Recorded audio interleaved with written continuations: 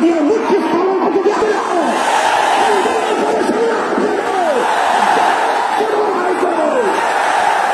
আমার কথাবার্তা ক্লিয়ার। যদি আপনি মুক্তি স্থাপন করতে চান, মুক্তি স্থাপনের জায়গা আছে বন্ধু, সেখানে মুক্তি স্থাপন করেন, মুক্তি স্থাপন করেন। বাংলাদেশের 90% মুসলমানের ভূমিকায় মুক্তি চলবে না, রক্ত দিতে চাই না, যদি দেওয়া শুরু করে বন্ধ করবো।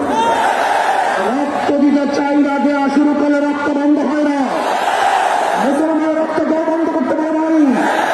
আমরা সেই খালেদ রহমানের উত্তরসূরি, আমরা অবকের উত্তরসূরি, আমরা উত্তরসূরি, আমরা উত্তরসূরি,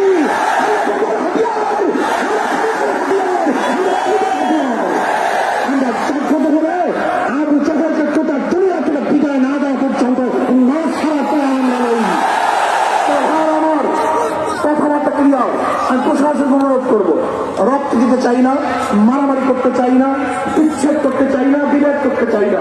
শুধু চাই শেখ সাহেবের রুহের মাগফিরাতের জন্য এমন এক ব্যবস্থা করা হোক, সুন্দর কাজ করা হোক, কেয়ামতের জন্য মানুষ তাদের দোয়া করবে।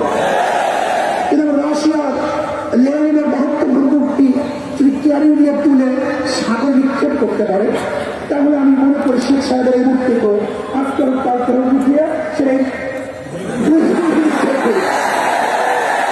লজ্জিত হবে, অপমানিত হবেন। আমরা শেখ সাহেবকে অপমান করতে চাই না, লজ্জিত করতে চাই না।